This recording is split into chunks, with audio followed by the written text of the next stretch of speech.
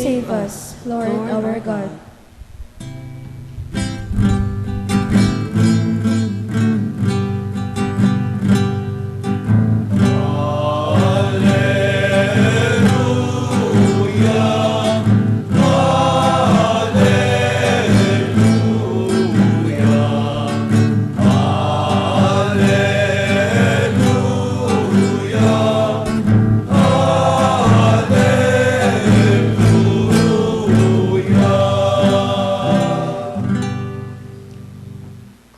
The Lord be with you. And with your spirit. Reading from the Holy Gospel according to St. Luke. Glory to you, O Lord.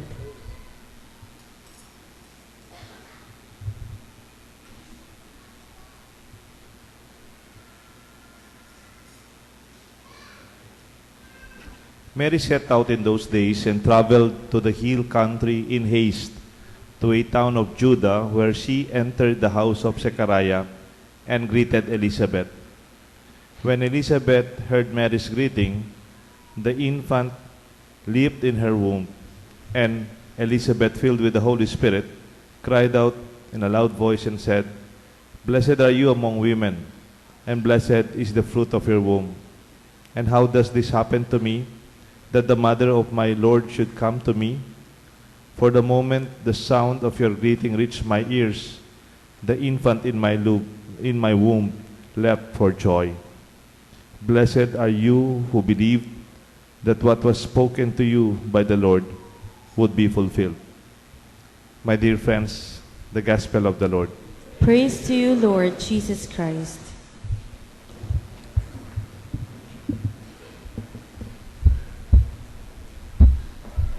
In the name of the Father, the Son, the Holy Spirit. Good evening po. I believe the personal visit of Mary to Elizabeth is actually a personal encounter between two women who adored each other. And this is something that we miss today, when that personal encounter is already turned into virtual, technological, and maybe Wi-Fi, internet sense of visitation. Last December 3, the first Saturday of December, if I'm not mistaken, every first Saturday of December actually, nagkakaroon po ng Duman Festival sa Santa Rita. Actually, nandito si Andy Alvis, yung pinaka-chairman ng RT Santa Rita, yung kasama natin na nagko-compose ng maraming songs ang grupo. At ang ganda po ng Duman Festival this year. Very light. It is about the story of a father was dying, and then yung mga anak niya umuwi kasi namamatay yung tatay nila. Yung tatay nilang namamatay, parang tinawag yung mga anak nila. And then yung anak niya may galing sa Australia, may galing sa Japan, may galing sa London, may galing sa Amerika, at may nagstay dito. And it was very happy and funny as a sarsuela. And they were talking about mana, kanino maiwan yung matandang bahay, yung lupa. And then may konting issue ang mga magkakapatid, kung sino yung dapat who took care of him, and sino naman yung walang pakialam sa tatay. They were there. And then you know what brought them to some kind of a reunion after the death of their father? When they realized their childhood, when they were just playing at the patio sa likod ng simbahan, and there were very beautiful songs about sabatan, maro-maro, playing as brothers and sisters and among their friends. Minsan may nabasa akong article sa Inquirer. It's some kind of a write-up on the games children play. You know what the games children play today? They are electronic and very expensive. Very expensive. And you know, when we were young, we were playing piku, maro-maro, sabat-sabat, tagalan, sabatan, soplata, yung may lata, tsaka tsinelas, siyatu, stick, dalawang stick lang yun, stick na maliit, tsaka isang mahaba. And then, salikutan. You can mention your own. You know, all of this are something your children would miss. Your grandchildren may not even know this, you know. Maybe they don't even care. The good thing about the games children play before or during our lifetime, I'm not saying they are better, but I could tell you, they also develop our personal skills. Isn't it?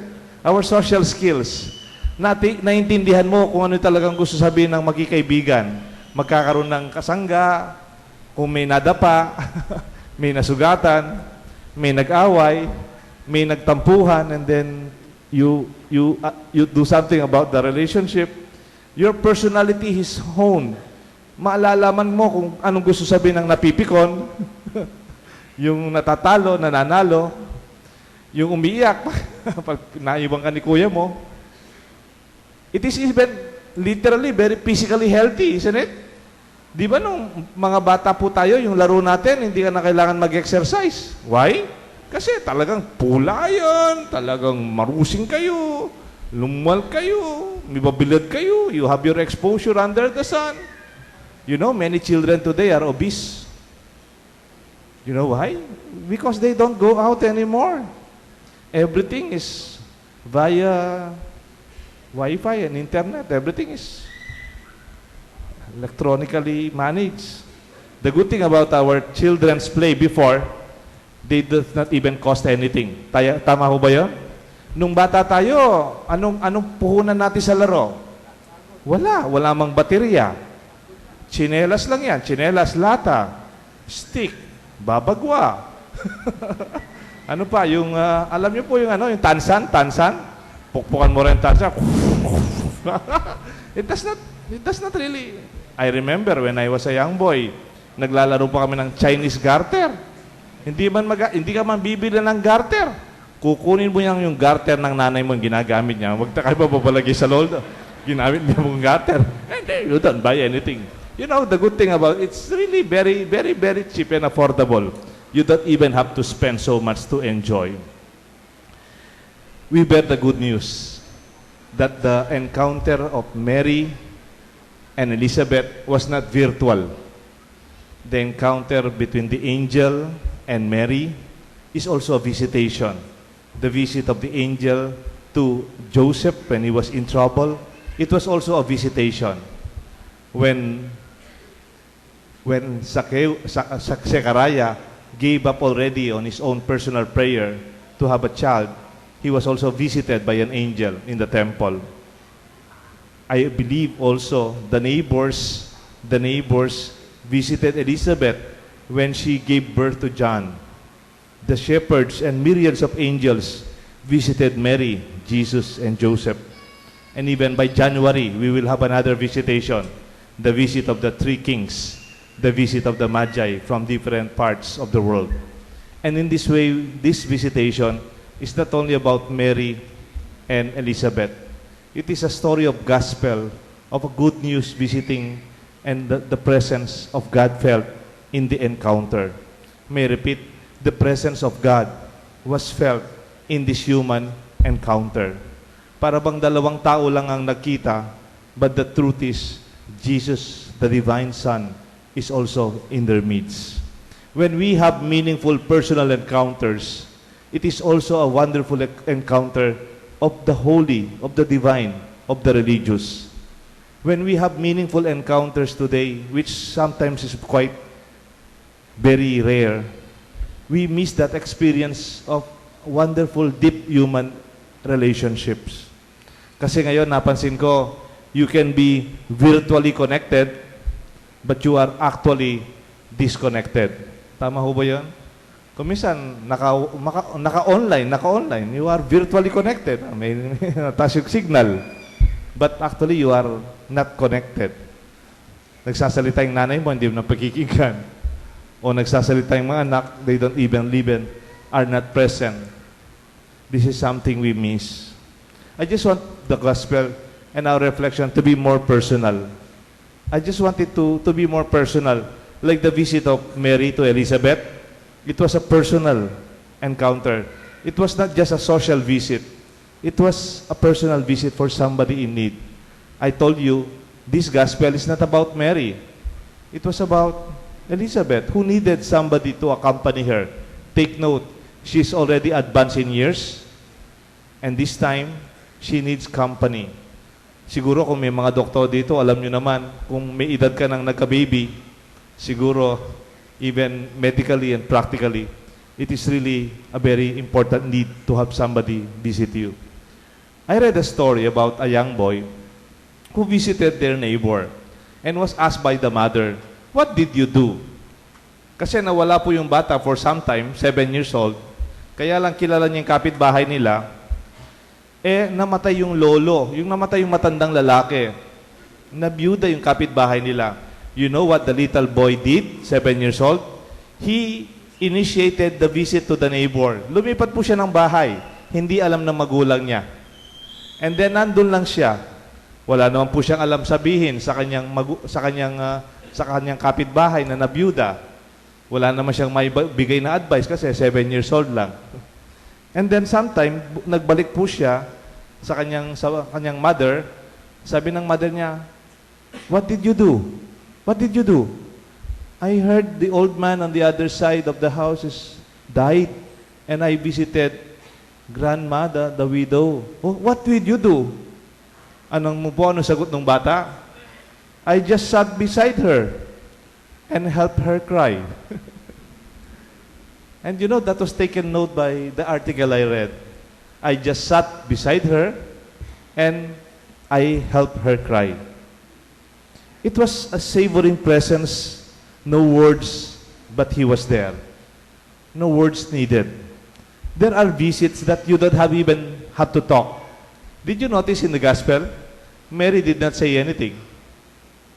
It was actually Elizabeth giving praise and celebrating the joy of the presence of Mary and her child, Jesus.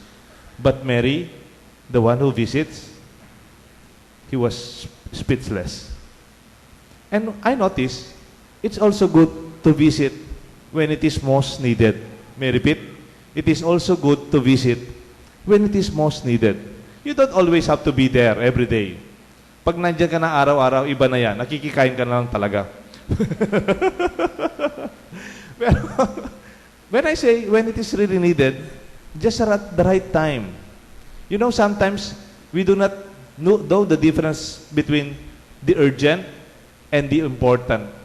Kung minsan, ang inisip natin, the urgent is the same as important. Hindi po pareho yan. Many people today live in the world of the urgent. Kailangan matapos ito. Kailangan i-rush ko ito. Itong susunod. Nagmamadali ito. Wala na akong oras. Dapat gawin na ito. Those are the life of people who live on the urgent. Deadline ito. Dapat kahapon pa na-submit. Nagmamadali ako. A lot of people live in the realm of the urgent life. You know, not all things that are urgent are important.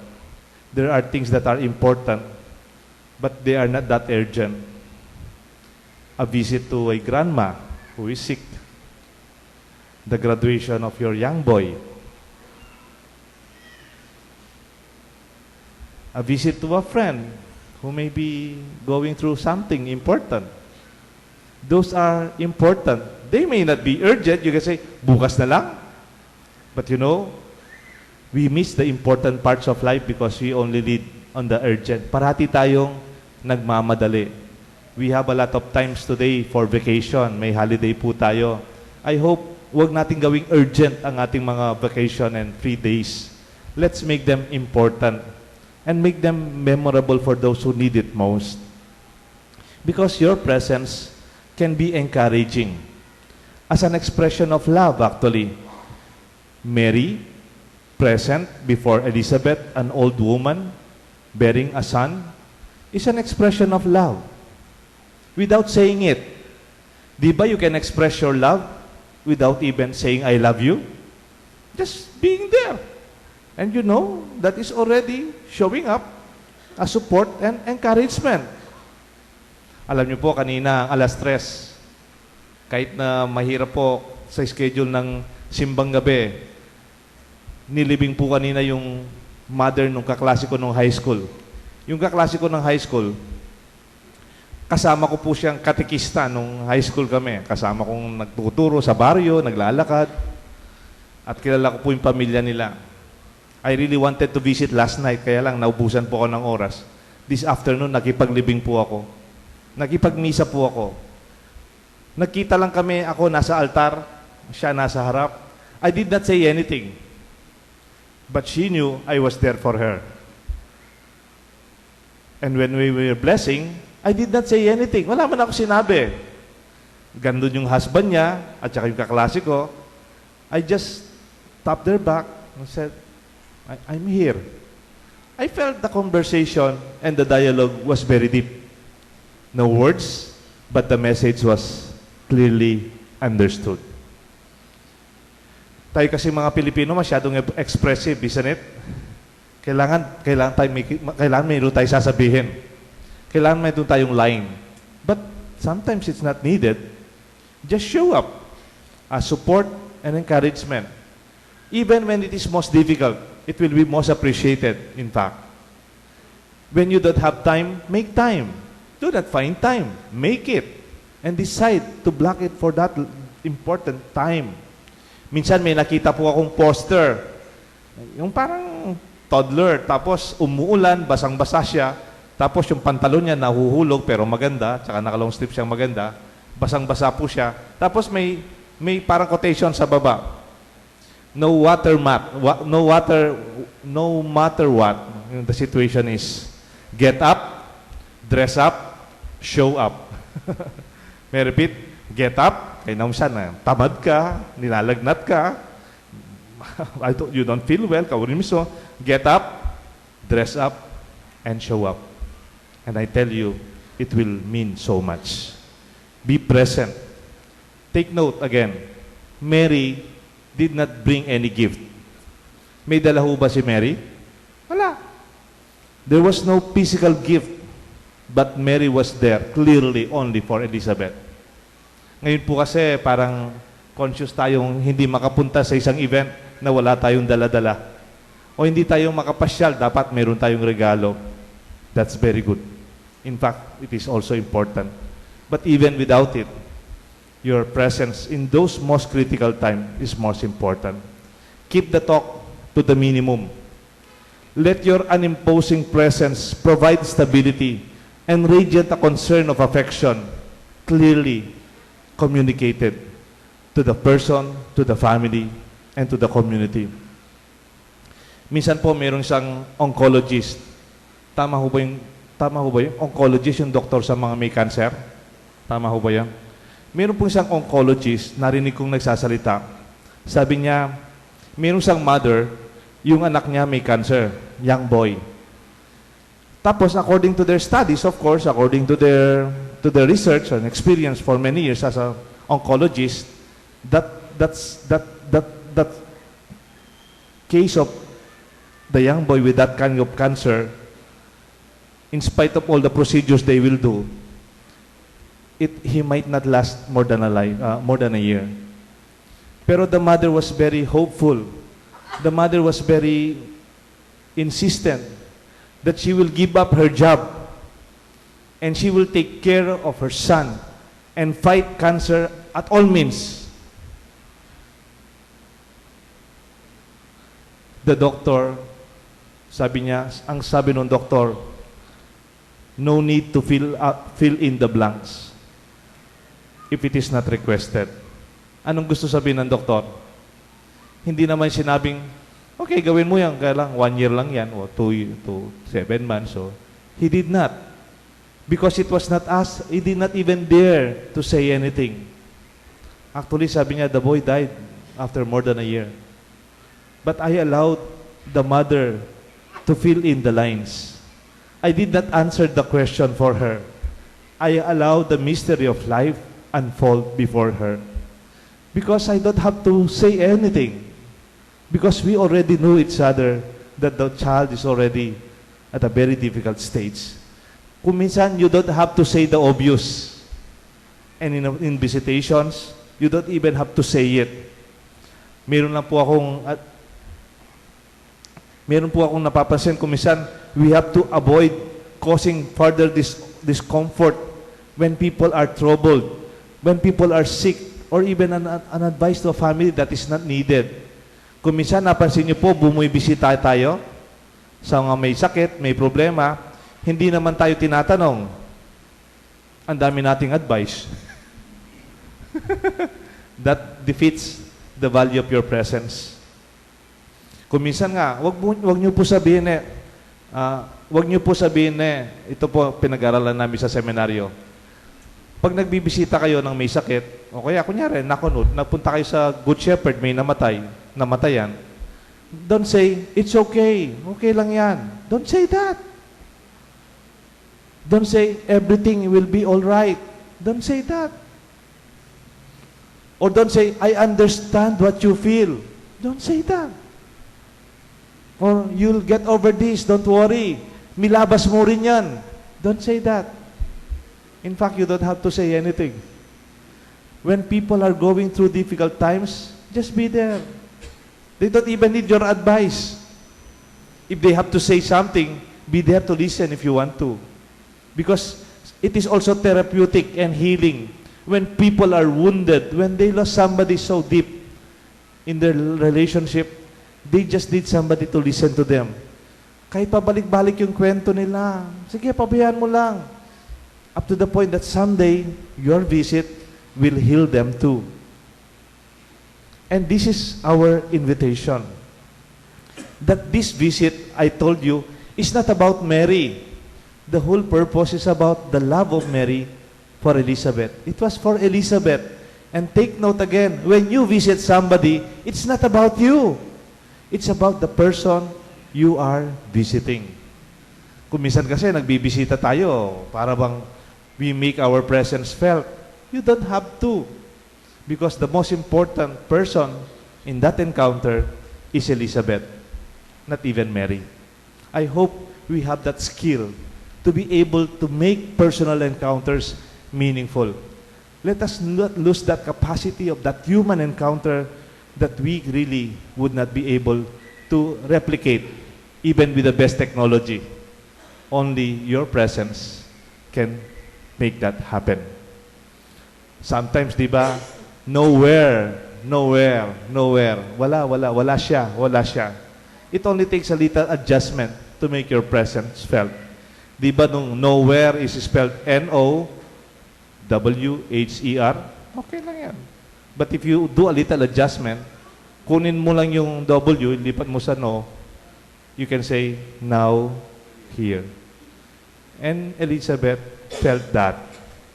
Maybe as an old woman in a countryside, she felt she was nowhere and no one was with them.